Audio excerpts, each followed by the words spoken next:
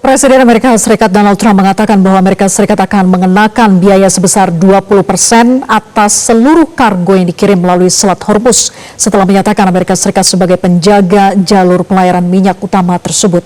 Iran menegaskan bahwa Selat Hormuz berada di bawah kendali Iran dan Amerika Serikat tidak boleh ikut campur dalam pengelolaannya. Informasi lengkapnya tunggu apa lagi bersama Kata Oma.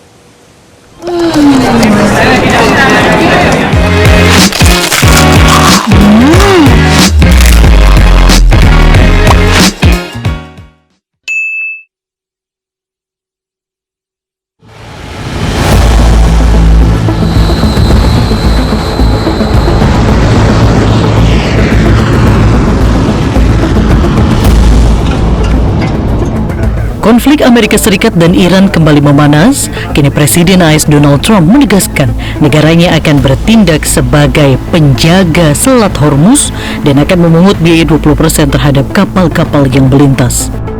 Trump juga mengatakan AS akan kembali memperlakukan blokade terhadap pelabuhan-pelabuhan Iran di dekat Selat Hormuz.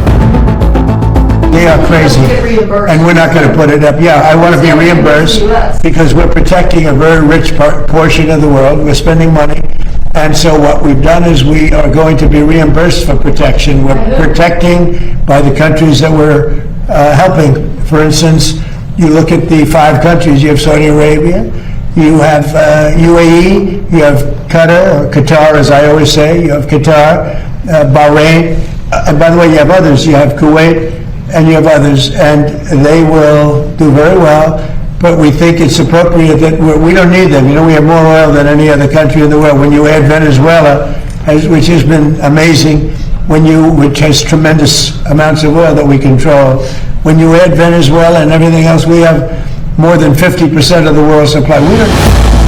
Pernyataan Trump ini berbanding terbalik dengan pernyataan sebelumnya yang menyebut menolak rencana Iran untuk mengenakan tarif kepada kapal-kapal yang melintasi Selat Hormuz yang menurut para ahli maritim, regulator bahkan pejabat tinggi pemerintahan Trump sendiri bertentangan dengan hukum internasional.